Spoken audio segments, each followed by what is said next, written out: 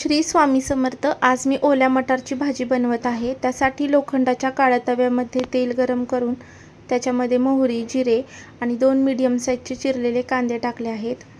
कांदे 1-2 मिनिट छान परतून घ्यायचे आहेत आणि नंतरच याच्यामध्ये चिरलेला एक टोमॅटो टाकायचा आहे।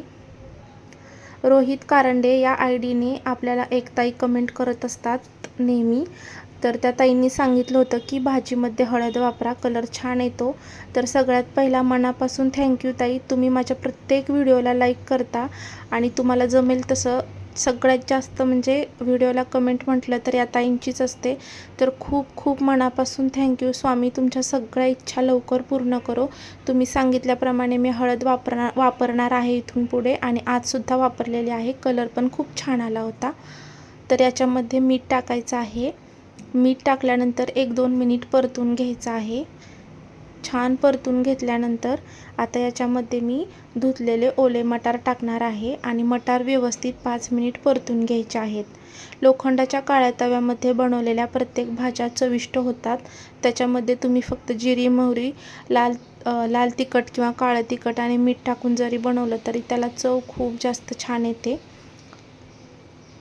किती छान हिरवा रंग आहे बघा मटारचा। मी एडिटिंगमध्ये कलरफुल वगैरे काही केलेलं नाही, हा ओरिजिनल कलर आहे।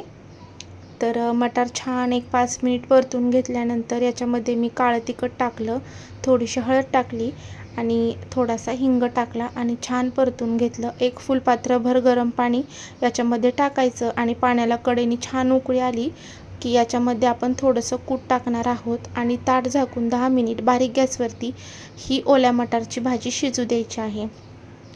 तुम्हाला माझा व्हिडिओ थोडा जरी आवडला तरी प्लीज व्हिडिओला लाईक करा आणि प्लीज चॅनलला सबस्क्राईब करा। तुमचे 1 सबस्क्राईब आणि 1 लाईक माझ्यासाठी खूप जास्त महत्त्वाचं आहे। छान उकळी आल्यानंतर याच्यामध्ये थोडंसं कूट टाकायचं आणि मगच आपण ताट झाकणार आहोत।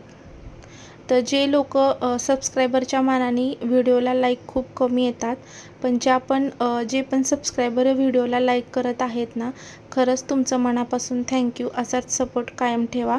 10 मिनिटांनी आपली ओल्या मटारची सुकी भाजी तयार आहे। बाय।